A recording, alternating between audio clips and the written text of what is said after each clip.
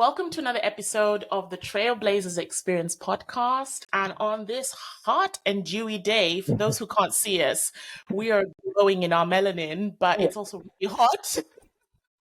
Yes. I have the amazing Sherene, who I met a few years ago. Oh my God. It Yes. was last year. It was Yeah. actually this time last year. Yeah. Goodness. So our anniversary of meeting, but Yeah. now we're meeting digitally. And this is going to be an exciting episode because Sherene is a digital marketing specialist, freelancer, consultant.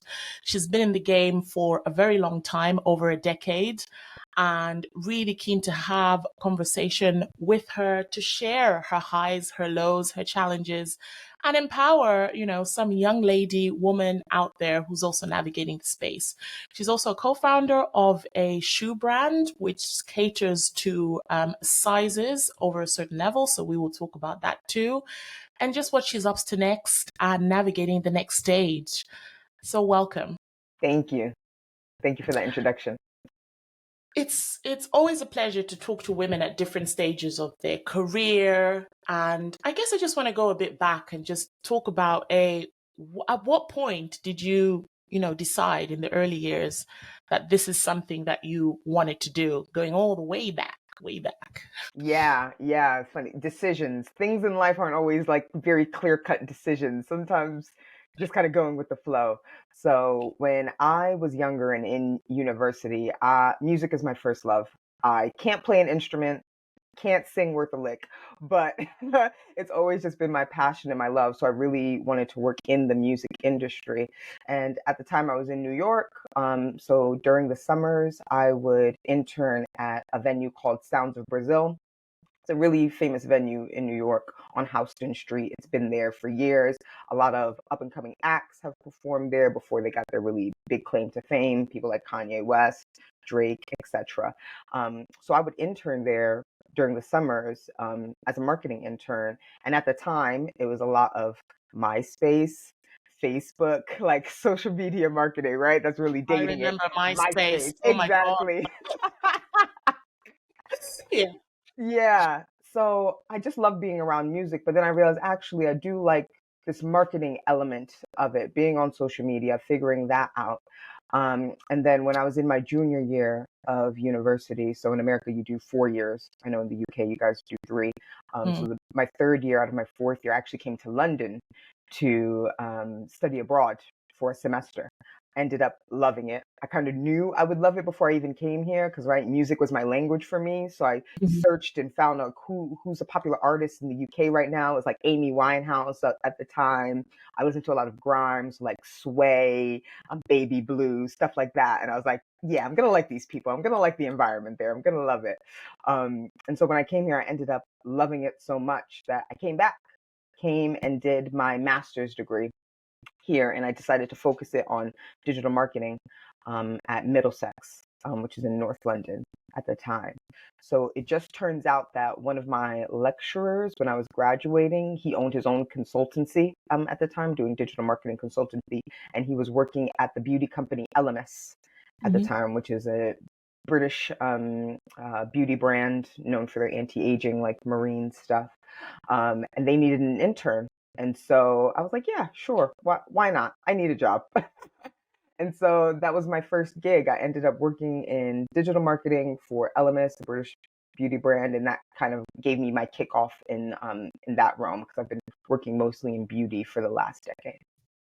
And it's so interesting because, as you know, digital marketing has evolved in so many stages in terms of what's possible. It's one of those, if anyone gets into marketing or digital, it's just open wide in terms of where your career can grow because it's constantly evolving, constant developments, and you sort of need to be on the pulse of everything that's happening as well.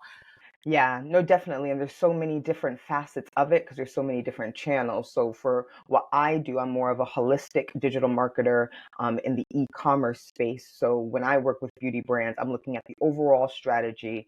How can we acquire new customers through a myriad of channels? How can we retain those customers again through a myriad of tactics, as opposed to someone who, maybe goes into performance marketing and they're very quite focused and niche on like Meta ads and Google ads, or someone who's in affiliate marketing, which again is another channel. It's very specific, and has its own, world going on. For someone like me, I would oversee all of those channels. So I'm a little bit of a generalist. I, go into all of those pockets and see how they work together cohesively, to, maintain the business goals that we have for that time. Yeah, I find that actually more exciting, because if you're looking at it holistically, then you're not only just a data analyst, but also behavioral analyst as well, because you're looking at the customer behavior. And as we know, customers are either creatures of habit, or they are reacting to consumer events that are happening at the time. I mean, if I think about the customer behavior during the pandemic, the customer Yeah, behavior now, yeah, it's so different. So the completely. analysis will tell you one thing, but you need to look around, isn't it, the around the plate, isn't it, to see the Yeah, edge, to see what's actually happening. So yeah. you've talked about music, and it's interesting because you've always been interested in that. What happened when you came to the UK where you actually didn't go that direction, in terms of Yeah. a career? Yeah, it's really funny because I really did think I was going to be like booking shows and like doing music festivals and that sort of thing for like my entire life. And when I did come to the UK for that 6 months when I was studying abroad, I actually did intern at a music label, but it was like house music, which really isn't my vibe, to be honest. Yeah, But yeah. yeah, it was just to get the experience. But honestly, what happened just with music in general, I kind of fell out of love with the industry from some of my Mm, experiences in New York. I was just like, I don't know. I think I can love this from afar. I don't know if I need to be in it to, express my passion about it, have a love and have a fire for it. I don't think we need to be this close if this is what it looks like this up close. yeah. So yeah, I kind of just said, okay, let's see what else there is out there. So yeah, I didn't pursue that in the end. Yeah, it's always interesting, isn't it? The business of music is different from the music business. It's completely two Yeah, separate entities, and it's either you have the passion for both to make it work in some way. But who knows where your thread might take you? exactly. I might loop back around. Who knows? And it's I know. also, you have to realize where you were mentally as a person at that Yeah, time. At that time, I'm quite a shy person. I'm not really, well, people who know me now are going to be like, why is she telling this lie? But no, at the time, like, I'm quite quiet, quite reserved. I keep to myself. For that industry, you really had to have quite a grit about you and quite a persistence about you. You couldn't, like, don't take no for an answer type attitude. And that's just not who I was at the time as a person. So, mm, like, maybe it just wasn't, I wasn't built for it at the time, right? yeah, Now, fast forward 15 years, I'm in a completely different space, maybe, but yeah, at the time, it just wasn't a good fit. yeah.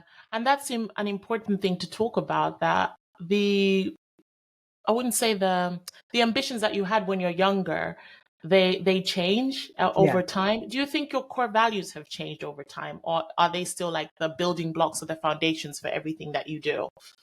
I think at my core, I'm very much still the same person. It's very important for me to um, put out a high quality of work like that. I feel like that very much reflects who I am as a person. And I know that's tied to like validation issues and things like that, but like that's not going away.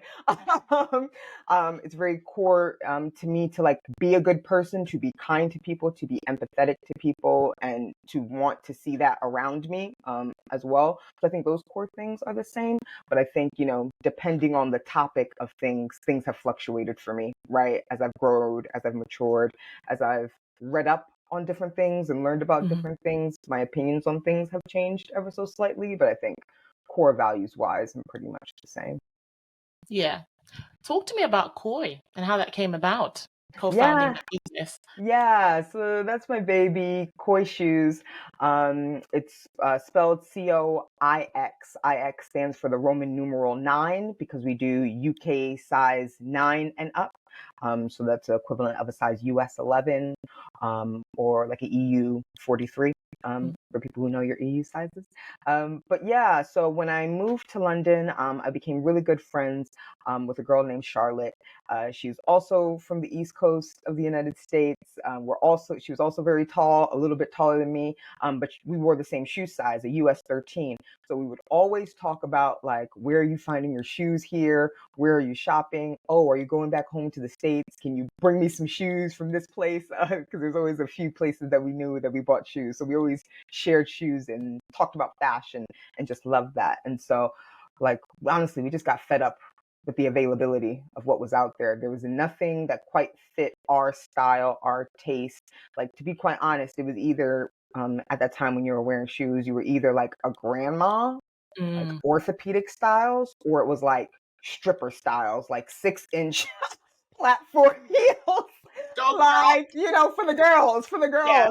but like, I can't wear that to the office. There's nothing in between. Yeah. Yeah, there was nothing in between that was like classic, feminine. You could wear it in the office, but then also go out for drinks after, go out on a date after, in type of vibe.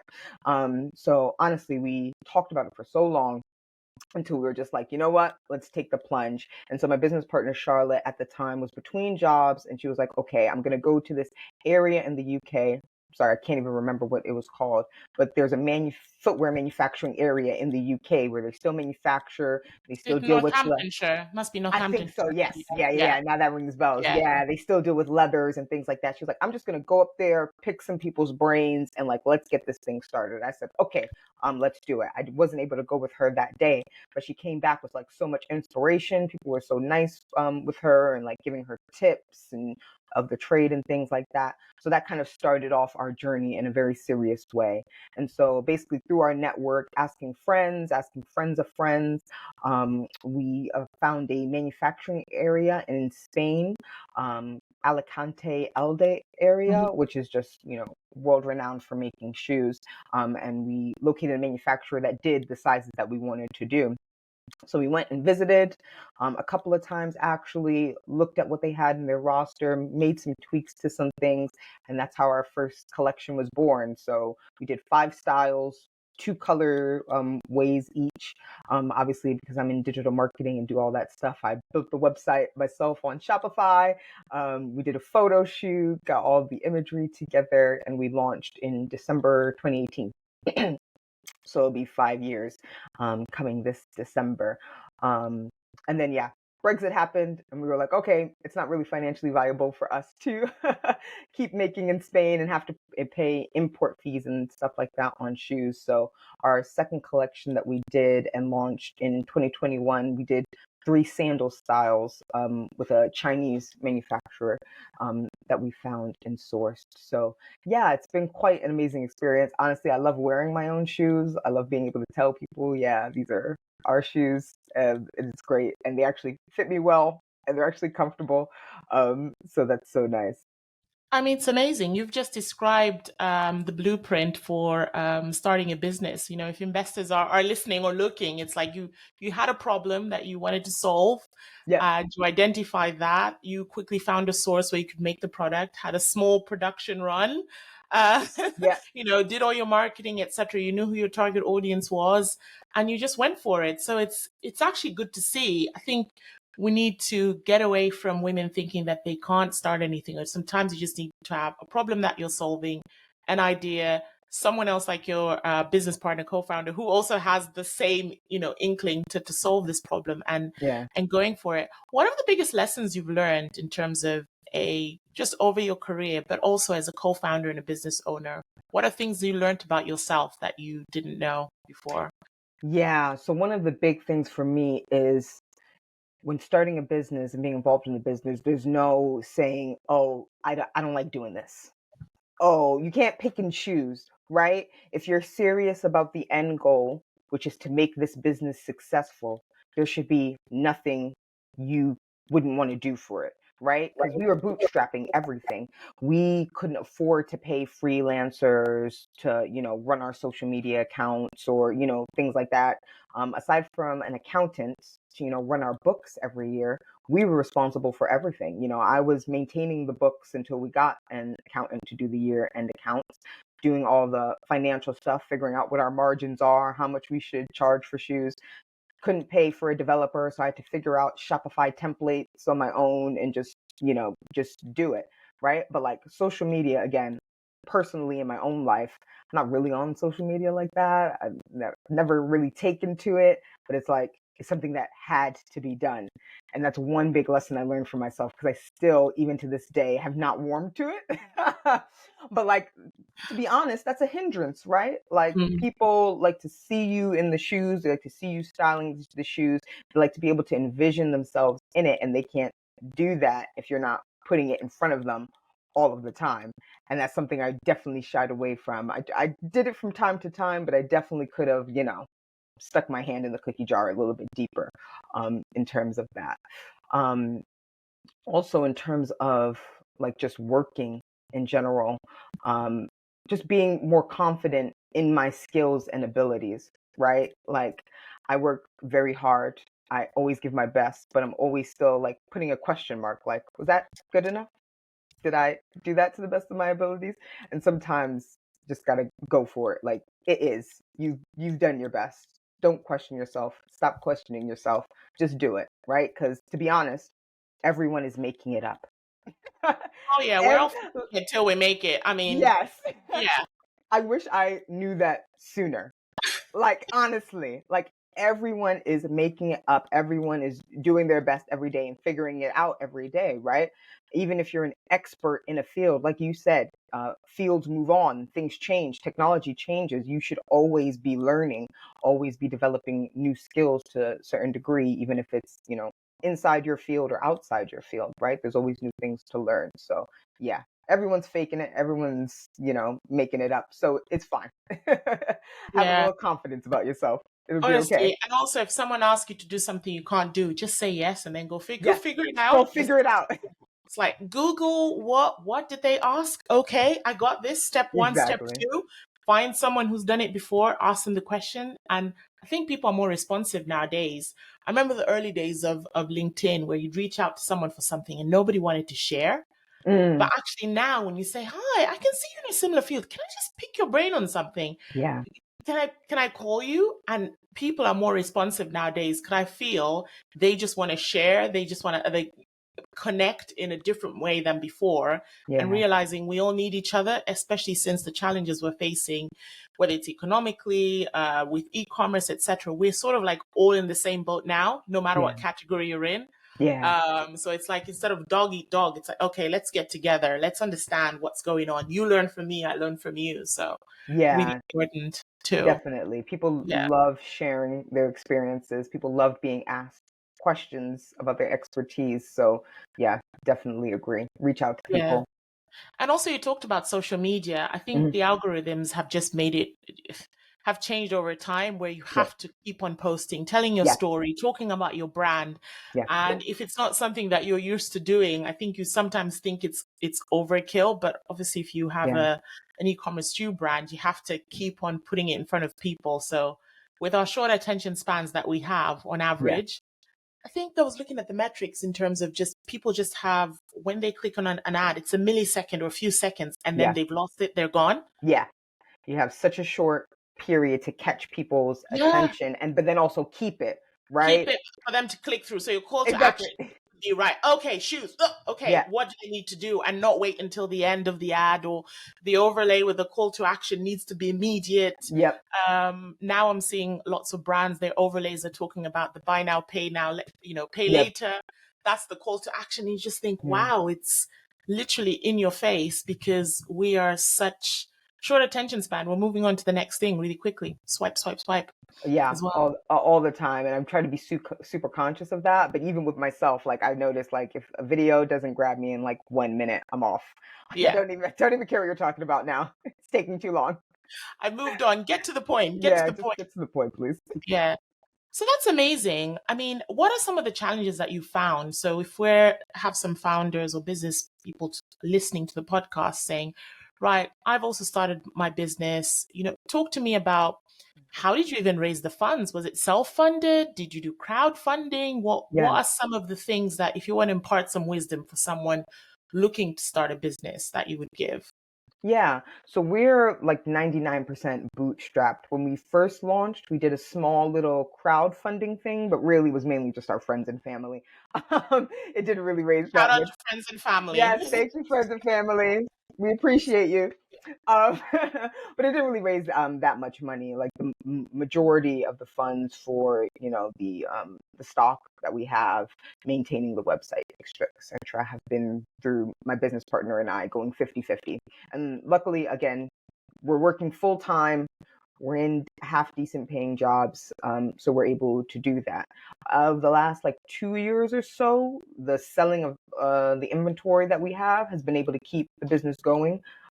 We're not in a position yet to like release new styles, but everyday fixed costs like Shopify, paying for the domain, all of that stuff. That's coming from the revenue of the business at the moment. So that's been fine. I've always been, again, quite fearful of debt and taking out loans. Again, as I've gone through this process and I've been learning more about what debt is and how you can use it to your advantage, I've kind of loosened up my thoughts around that, because maybe it could have been something good and viable for us, especially at the time when interest rates were so low. that is not the that is not the case anymore. But yeah, that's something, again, if I were looking into a new business venture, seeing what debt structure could possibly be to my advantage, I would probably look into a little bit more. And then there's also things like grants, right? I mean, it takes a lot of effort to research which grants are out there, do the applications and things like that. But if you're really passionate about what you're doing and you really don't have the funds to bootstrap it yourself, and the interest rates don't make sense on loans that are out there, then that's the next best thing, right? Like spending the time figuring out what grants might be available to you and applying for them and giving that a shot.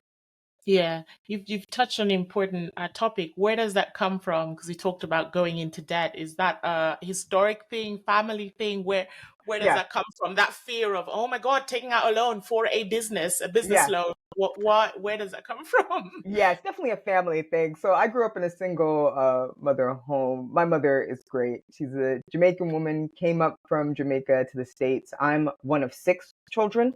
I'm number four of six. So I was actually the first of my siblings to be born in America. All my older siblings were born in Jamaica. And my mom came and she hustled. She's a nurse. She was in business school when she was pregnant with me. She started businesses. She bought a house.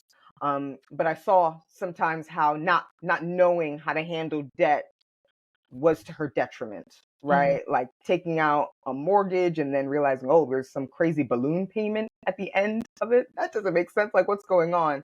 She started a restaurant when I was a teenager, and again, she took out a loan for that, and that didn't quite work out. I mean, she always bounced back, but again, I just feel like naturally I'm a risk averse person. So seeing that to me was like, that doesn't look comfortable. I like to be a Yeah. little bit more comfortable than that. So yeah, that's where it came from. I feel like for the most part, because I've been so risk averse, I've always been quite careful with that. Like I've had Mm-hmm. personal credit cards, but I paid them off quite quickly, particularly after university, right? Because we were all broke. We all had the credit card debt. But once I got into a full-time paying job, I cleared that up quite quickly. And I've been pretty good with like managing personal finances in that way. Yeah. Yeah. But for the Because business, I was like, yeah, they don't talk about financial literacy. I mean, all of no, the stuff I've learned now, I'm learning now in my, 30s, 40s. I'm in my 40s now, and it's yeah, they don't. I wish there was in secondary school one-on-one on financial literacy, investing, compounding. They don't yep, talk about it at all. no, And what you've learned from your mom is, first of all, you've got that entrepreneurial spirit, yeah, which is really good. But also, when you talk about holistic view, you don't even realize you are always saying, right, let me look at the big picture. Let me assess. An analyst at heart, yeah, what are the pros and cons? You're doing that already. And that's really from your upbringing. But on the other hand, you're like, I never want to get into that position ever yeah, again. yeah, You no, know, it's interesting. I'm the oldest of eight, and my dad moved from full-time employment to being an entrepreneur, and I saw the highs of it when it was doing really well, but I also saw when the business was not doing well at all. And Hmm. it was just like financial difficulties from the family. And you know what I've always said to myself? I never, ever want to be an entrepreneur ever. I don't know how people do it. I admire Yeah. people who are. But if you understand the business of money and how to raise funds and what it Yeah. means, to have a holding company, there are so many things that you just think, Yeah. wow, you need to do things in a smart way as well. So Yeah, we really do ourselves a disservice not teaching, not even just children, younger people about finances, how to manage finances. It's a bit of gatekeeping, isn't it? yeah, But like even myself, I'm so much into like personal finance and finance YouTube, like figuring those things out because honestly, there's so many little tidbits of information that you would just never know because you're never yeah, taught it. But it's out there. The information is out there if you go looking for it. exactly. But shout out to our parents for, giving us Yeah, giving us the skills that we thought we didn't needed, but we're using right now as well. definitely. So fast forward, you're Okay. now a digital marketing e-commerce consultant. What have you learned, getting into that space, being a freelancer? Yeah, so I'm new to freelancing. I only just started this year, a little bit out of necessity. I've been doing Mhm. some traveling this year and was like, I needed a break from my last role. I completely burned myself out in my last role, and like health wise, I just wasn't feeling good. I wasn't feeling well. So I needed that break, and I needed something with a little bit more flexibility and a little bit more freedom. And also, I just didn't want to come into the office. Like I've spent the last 10 years schlepping it to an office, being there early, staying there late, all for the sake of, trying to advance my career, whatever. It got me nothing. It got me a lot less than I thought it did at the time. So I said, yeah, let me just give my hand at freelancing. So I actually kind of fell into it a little bit. I don't know if you know of Lunch Club. Mhm. It's an online website networking website essentially where it matches you with people to have one-on-one meetings based on your interests or what your objectives are. Do And we I'm not love tech? I mean, Yeah, that's brilliant. exactly. So Yeah. I met a couple of agency owners through that who needed support on different projects. For digital marketing e-commerce projects at the time. So I was just like, yeah, let's do it. Let's see how it goes. And so I've been working like through these agencies with a myriad of different clients because my other thing was like I don't really want to stay in beauty. I kind of just Mhm. fell into it because that lecturer gave me that opportunity. Working at LMS was a great experience. I did have a break where I worked in music technology at a startup for a bit, but again, my last role, hair care company, beauty. And I'm like, I don't love it. It's not my passion. Like some of the people that are working in this industry, they're really passionate about it. They really love it. And I'm sitting there like, yeah, I'm just here. maybe, maybe I want to feel like that about my role. So maybe I should try something else. So yeah, I've had the opportunity to work in different industries through these different projects. And now I'm in a full-time contract role, going in twice a week, seeing what it's like. But again, I feel like on a positive note, I like having a very set project, very clear goals, clear KPIs. You do that for them, and that relationship is done, or they move you on to the next thing, which is really, really great. Loving the flexibility of it, loving the pay of it. Because again, as we were talking about finances, I set up my LTD. I pay myself very minimally. I'll start paying myself some dividends, just, managing tax as, the wealthy people do in my own little way, because nowhere near wealthy. But yeah, on the flip side of it, though, I do realize like trying to find new clients, like having to sell myself, that's a skill that I need to work on. Mhm. Outreach, networking, that's not my strongest suit, something I need to, get better with. Um, but also, like, again, not having that quote unquote security, right? Like, I knew when I was in a full time role, every month that's the money that's going to be deposited into my bank account. I could budget, I could, be very secure in that. Now it's like, ooh, do I know what I'm doing next month? If they let me go today, like, what am I going to do?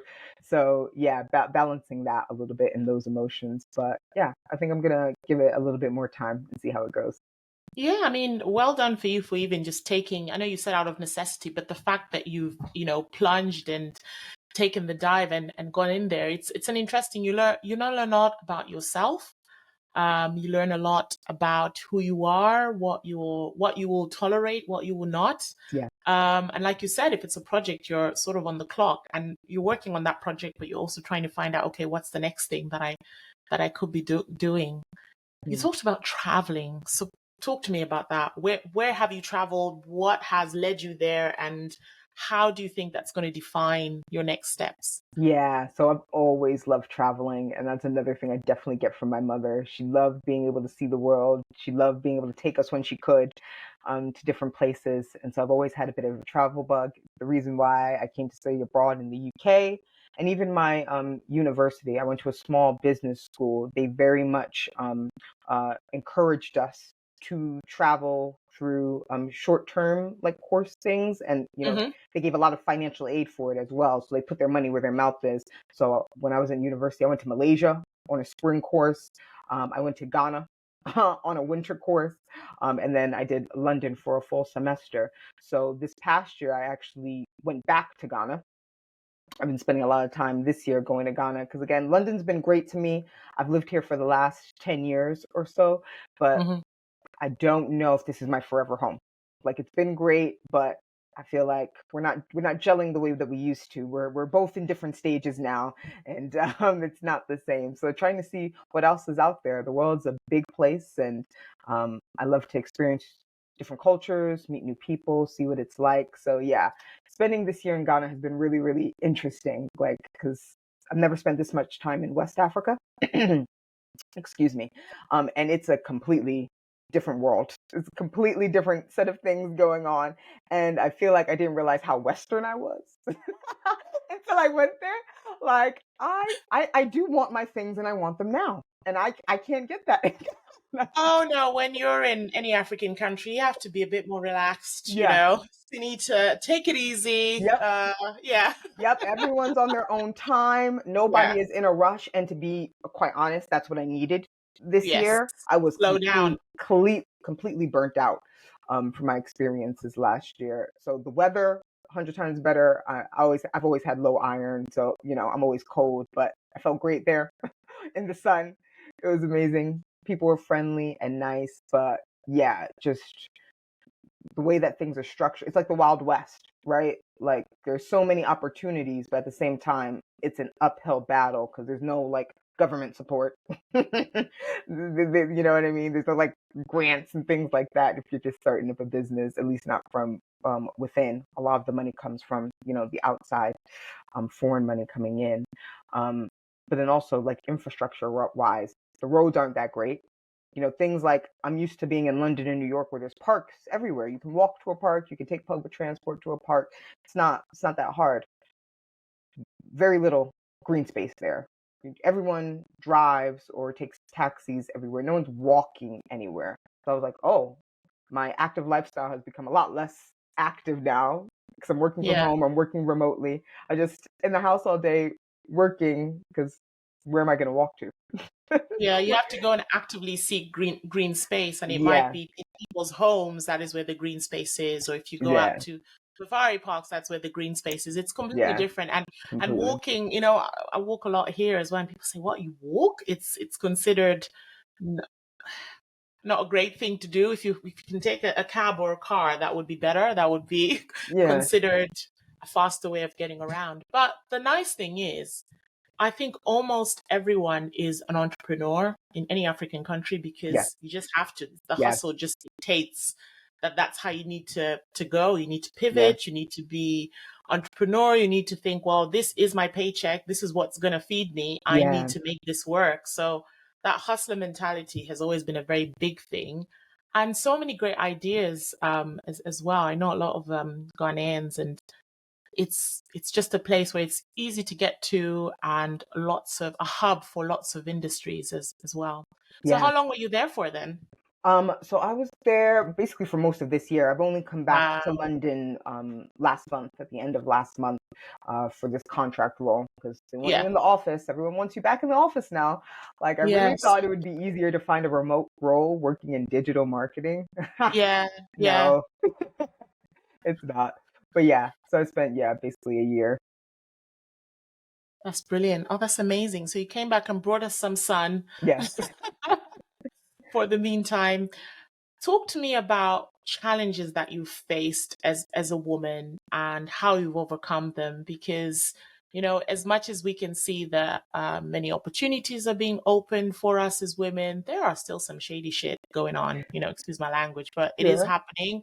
And the whole idea of the podcast is to share our experiences and what we've learned from them as well. Also to humanize us, Yeah. because our LinkedIn page always looks like we've done this, we've done that, we've started a business, and it makes it all glossy and shiny. And like you said, we're sort of faking it Yeah. till we make it.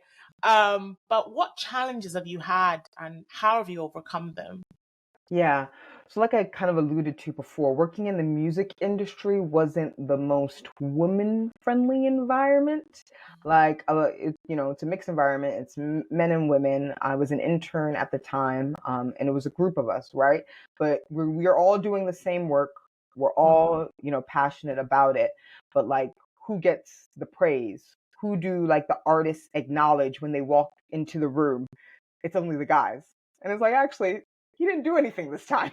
He's been on vacation for 2 weeks. I'm the one who set up your whole show, was out on the New York streets handing out flyers. And it's just like, I walked right by. Okay, cool, I guess. Whatever. But all the guys get a dap up and, hey, how you doing? And, oh, let's exchange numbers and let's do something after. And it's kind of like, after a while, it gets a bit disheartening, especially if you don't have like the heart and the grit for it. Like I mentioned before, like there were some girls who were like, they're like, no, actually, I'm here. Please see me. Like, not taking no for an answer, but that just wasn't my personality at the time. So that's why I kind of shied away from trying to pursue that industry more. But since I've been in London, I've been mainly working in the beauty industry, which is actually quite women led, which has been very interesting as well, right? Completely different. It's a lot more of a supportive environment I have found, even when my leadership has been male. So like I've worked in digital marketing departments where the head of digital or the digital director, those higher level positions have mainly been male, to be fair. But they've always been quite supportive, particularly of me. I can only speak of my experience. They've been supportive of me and my growth, I think mainly because they see how hard I work, and the quality of the work that I do. But one thing I realized, like just working in a corporate environment, particularly when I was younger, I was always afraid to ask for my worth and ask for more. And again, I don't know if that's something particular to me. Is that something that's, a trait of women, not to generalize? I don't know. But like, I really struggled with that. And I noticed, like, my husband, he works in a completely different industry, but I just noticed his trajectory in what he does. He just zoomed. And is it because he's asking for more in the beginning? Is it just because he's a little bit more bullish and I'm not? I don't know. I've never like dissected it to that degree, but that's something I definitely say as a woman, particularly starting out young in an industry, ask for more. Even if the number sounds big and outrageous, obviously, do your research, find out what the average salary is, but ask for that plus a little bit more, Yeah. because once you're in the role, it gets really hard to negotiate and go up. You just have to find yourself moving around at that point, leaving jobs. And I was in a slightly different situation when I started working here because I was on a work visa. So I needed sponsorship. So I was always quite afraid of like moving roles because like, okay, what if they don't sponsor me, or what if the sponsorship thing doesn't work out? So I stayed in my first two roles for like 4 years each to make sure that I went through that sponsorship track and I was able to get my UK citizenship at the end of it. But for someone that doesn't have that on their back and you're just free to move roles, ask for more. And if you don't get it, start looking for somewhere else. No loyalty. That's what I tell everybody now. No loyalty. There's no loyalty. Do you know what? These streets aren't loyal. It's true. I mean, No. you touched on a very important point. I think the thing is, as women, when we're in the room, we need to PR ourselves more. Mm. Demand our seat at the table, talk about all the projects that we've done, all the things we've achieved. And of course, it depends on your circumstance. If it's the work sponsorship, that's the key thing, then that should Yeah. be the focus and the drive. But you're right. I think there was a survey, someone was talking about it, about how if you're a consultant and day rates, men will add plus 20% on whatever they're, Mm, and they usually get it, whereas women are like, oh, I think I'll go a bit lower because, just in case, whereas actually you need to demand your worth yeah. and just be, like you said, be a bit more bullish with what you want. And it's good to share that experiences that you've had, because I'm sure there are so many women out there that are doubting themselves. They are in the room, but they're not seen because it's the men being acknowledged. And we need to change that. Like, everyone in a room is equal and everyone demands the respect that they need, especially if they're achieving those targets, those goals, etc. It's like, hello, I'm here, I've done this, acknowledge Yeah. me. And we need allies. Like you said, your Yeah. senior management was a man, but he was a really good ally, Yeah. supporting you, encouraging you. We need the men out there to support us. So thank Yeah. you for sharing, for being vulnerable enough to share your Yeah. experience to help someone. What are you proud of? Looking at your career, what do you think are some of your personal and professional achievements that you would say, I'm really proud I did that? Yeah. So many things actually. Like I've worked for, aside from LMS, I've mainly been working for like small startup founder led businesses. So you work quite closely with founders. There's always a lot going on and not enough hands to help. So I've project managed quite big like projects, like complete website redevelopments and redesigns, things that at larger companies they outsource to an agency, and internally all you have to do is manage the agency. No, I am the agency. I'm the internal contact. We're doing it, everything. I'm helping merchandise, I'm helping QA, I'm helping test, to do everything like that. And it's just like, in the beginning it seems so daunting, like these large scale projects, but being able to like actually see that through, see the team through, keep positive energy, keep it light in the room even when it's getting quite heavy. That's been a major accomplishment for me, and I've done that on 2 occasions now. So like I can, wholeheartedly say I can project manage a whole website redevelopment and migration, and look at that. Girl, say that again. Yeah. Listen, you know what I mean? Like a lot of people haven't done that. So that's been great. When I was working at a music technology startup called Roly. Again, very, very small teams. The digital team was really only me, the digital director, and like a social media person. You know what I mean? Just kind of grinding it out there. And it was a super, super cool product, very, very much ahead of its time when I was working there. But they developed a second counterpart to be more like a consumer version of that product, because the original product was very much for professionals, like film composers would use it, music producers, and they wanted to do something that kind of democratized music in a way, and made it more accessible for people. So they developed a product called Lumi, which is basically a little keyboard that accompanied with an app. It would teach you how to play the keyboard and play the keys through lighting up the keys on the keyboard. So you would know which note to play and etc. and build up your skills with that.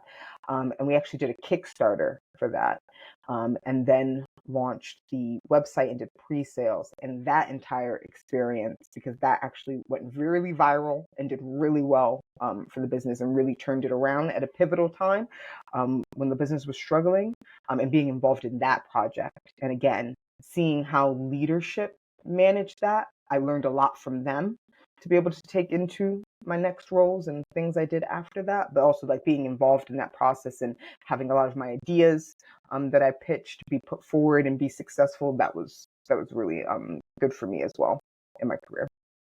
Yeah. So if someone asks, was to ask and say, what's your secret sauce? What are the key top things about you we should know? What would you say? That's a good question. I would say for me, I'm half creative and half analytical. I like equally. Like I know in all my roles, I've been with people that are like afraid of Excel. They're like, I don't want to touch that. I don't know. Yeah, no. But like I actually enjoy doing that. I enjoy running pivot tables. I like being in Google Analytics and again, try to figure out what's going on. But I also enjoy the creative elements that go into having a business and marketing. Like I love branding.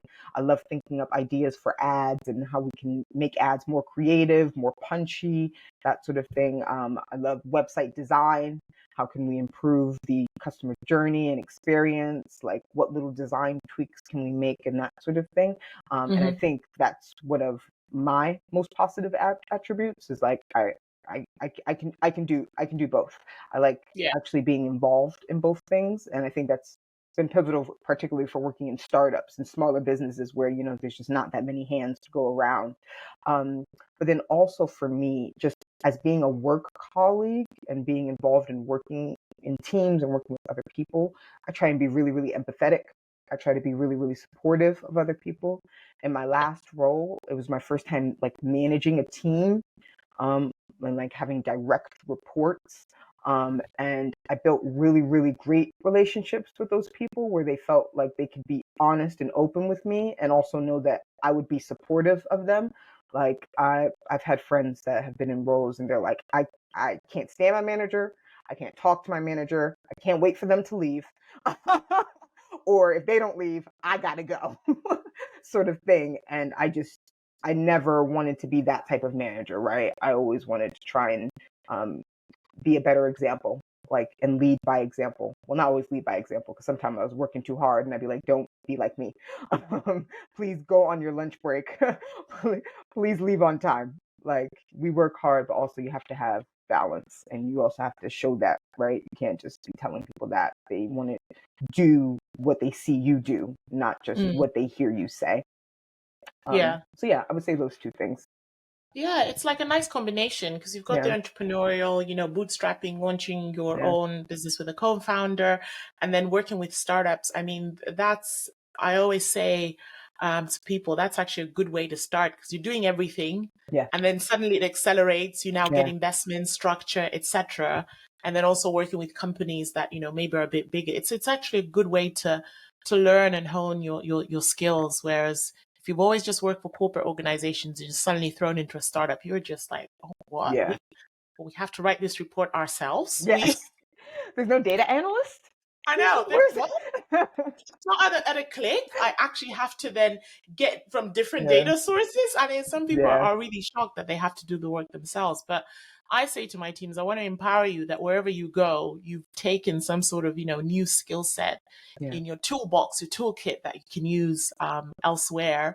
So if you want to really develop, it's actually best to be cross-functional. So understand supply chain, understand IT, understand distribution, because you'll be a better forecaster if you understand if those can be delivered across all the things. And they're like, stressful, but we'll do it. It's fine. It's good to know. Talk to me about self-care. What do you do outside all of these great professional things that you're doing? How do you take care of you? Yeah, so I didn't do a great job of that last year. You had said, not a great job of that last year. But what I do normally just enjoy outside of work is music. I've always still gone to festivals, still gone to concerts. That's a great thing about living in London, right? Every artist you can imagine and love will book a show here, have a date here, and you can go and see them and enjoy that. And my taste in music is so varied and wide. Like, sometimes I just go by myself because I do that too. Yeah, like I'm gonna enjoy it. I have been to a few concerts where I've just said there's really no point in trying to ask people because they'll say they can't do it. It might be too last minute.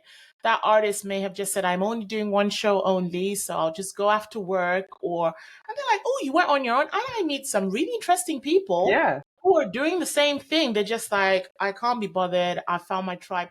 This is why I miss MySpace. In a way. Yeah, exactly.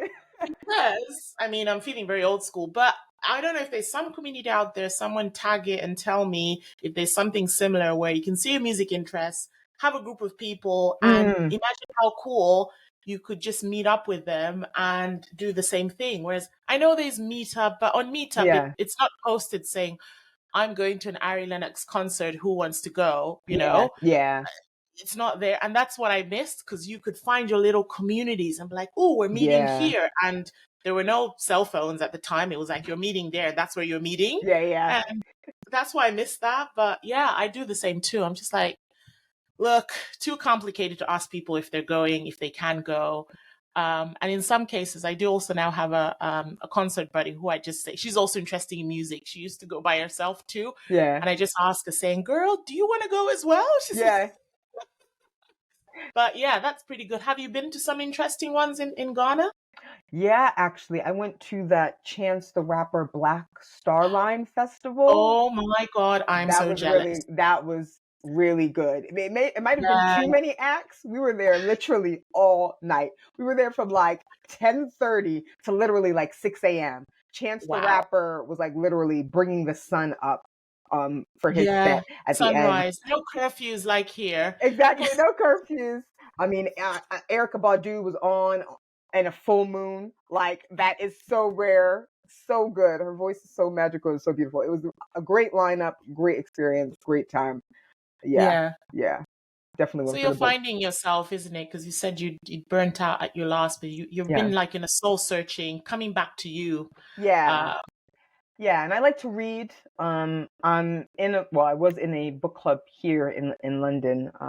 Started in the pandemic, like virtually, and then once doors opened again, we started meeting, and people would actually read the book and come with conversation. So I loved that, loved doing that.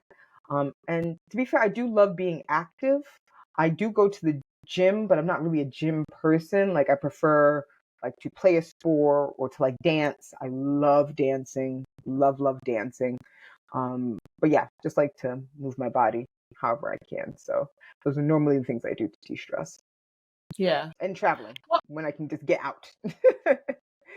I mean, after the pandemic, anyone who says they're not traveling now, I'm like, did you not learn anything? Yeah. Like, get out. Get out. We outside reading. Yes. So that's important. Fast forward 2 to 3 years. Where do we see you? Okay, so I'm thinking, because I've been thinking really deeply again. I keep saying, like, I know for sure I don't want to stay in beauty. Okay, Sherene, so what do you want to do next? What does that actually mean? And fashion has always been a passion of mine, like kind of bubbling under the surface. Like, I've always, when I was younger, I used to, there was a show on TV called Full Frontal Fashion where they would just show the runway shows. And I would watch that and like do my little sketches, but I never thought I was creative enough to like be a fashion designer or anything like that. But even now, having my own shoe business, I love the designing aspect of that, coming up with the styles, picking with fabrics, like looking at the details and stuff.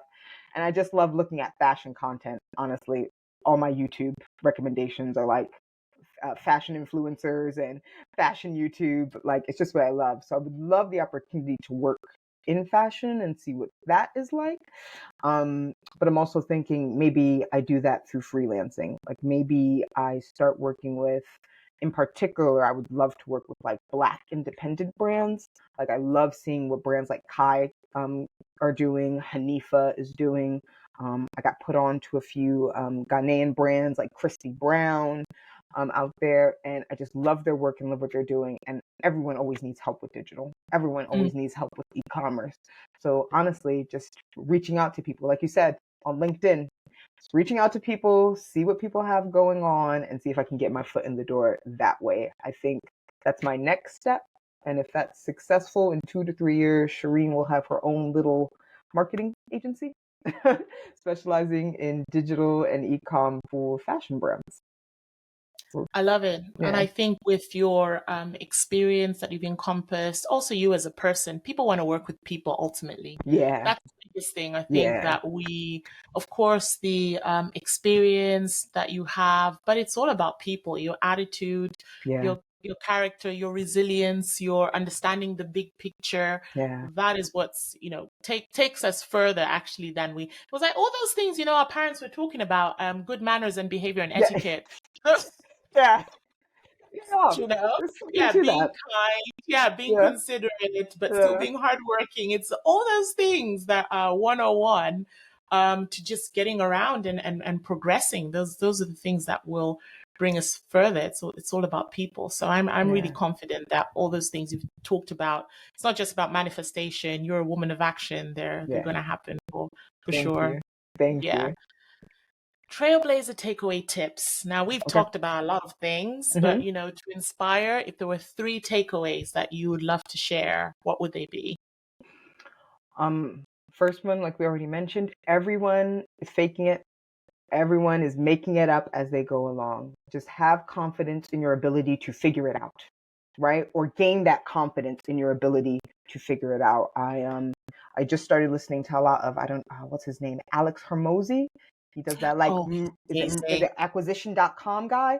Yeah, Yeah. yeah, yeah. Listening to a lot of his little tidbits, and he has a lot of good nuggets. But one of the Yeah. things that he mentioned that really resonated with me is that you don't just build confidence for confidence sake. Like that doesn't work. You need to build evidence that you can do Yes. it, right? So, right, it might feel scary in the beginning if you say, oh, I want to do this really, really big thing. Break that down to something small and just start building the evidence for yourself, right? Build the evidence that you can problem solve, Mm. right? Take little small problems in your life or at work and just figure out processes and ways that you can figure it out and build that confidence, right, in yourself in that way. And that will take you very far.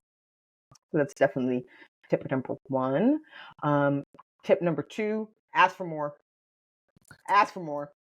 Add 25%, add 20% on whatever you thought you were going to ask. Because even to this day, myself, like when I was figuring out what I would charge for freelancing fees, I was kind of like, oh, well, maybe.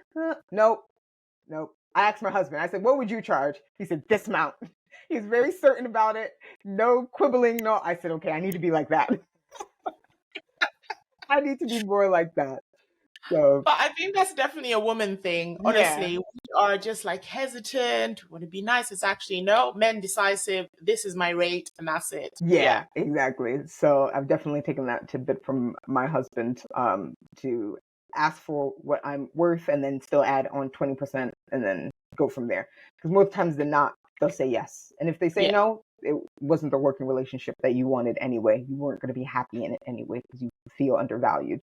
Um, and then number three, just from, again, my personal experience in the last year, find a way to have a healthy work-life balance. And I know we all say that. There's all the articles on it, and it's like, oh, what does that actually mean when I work 9 to 5 and I have to travel into the office? So that's an extra 2 hours a day. And some people have kids. I don't even have kids. How do people with kids do this? I don't know. It's a lot, but like find a way to detach yourself, particularly if you are an employee. Mm. There's no loyalty in these streets. Detach yourself. There's no need to go above and beyond, particularly for an organization that does not have reciprocity and say, listen, I see Sherene is doing a lot for us. She's really helping trailblaze in her role, help mentor her peers, etc. Let's try and put her on a track to increase her salary, give her a promotion, give her more responsibilities and titles. If they're not doing that for you and they're just, just giving you more work for more work's sake, because that's really all great work gets in a lot of companies, is just more schlep work, just get out of there. So yeah, trying to find a way to have a work-life balance that's healthy and keeps and prioritizes you and your well-being is really important. Whatever that means for you, whatever shape that has to take for you, really do the discovery to figure that out. I think that's really, really important. Sherene drops the mic, Yeah. literally. Yeah. I think it's so important to share these things. And, I just want to say thank you so much for taking the time, to come on the podcast. That's the whole idea, is we want to share real women's stories, and you've had a really eclectic, experience of being employed, entrepreneur, working for yourself, startups. And that is the journey of life. That is the Yeah. circle of life. It's not linear. And, great for those people who've only worked in one organization for 20 years. Good for them. But Yeah. I think we need to just expose and show that there are different ways to success, and there are consequences when you overwork too, Yeah. which is not good for yourself either. But you just need to pivot and say, right, what am I doing next, and what's passionate? What am I interested in? And it feels like you're in a good space, good direction. We're glowing. Yes. Yes. Glow. Glow. And yeah, this has been brilliant. I'm sure it will inspire, it will shape someone's trajectory in terms of what they were thinking.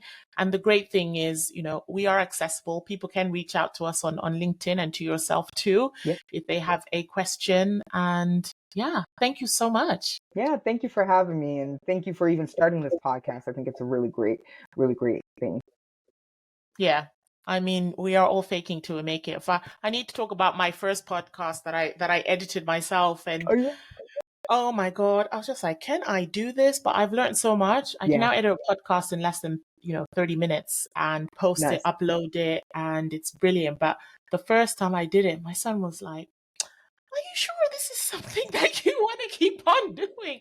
And then over time, he's actually said, you know what, you're actually pretty good at this. And I was Yeah. like, yeah, I'm trying to solve a problem. I'm trying to empower women. There's proof of concept, and I Yeah. can see, the contacts, even the DMs that are just coming through on LinkedIn saying, oh, I'd really like to do this because I think it's an opportunity for me to share my story there's no affiliation, you don't need Yeah. to ask your business to be on a podcast. You can Yeah. just talk about you. And if you want to talk about the company that you're working for and how great they are, brilliant. But if you just want to generalize and just focus on yourself, you can do that too. So Yeah. it's interesting. And I love talking to interesting women. So, Yeah. and you're one of them. Thank you. Brill.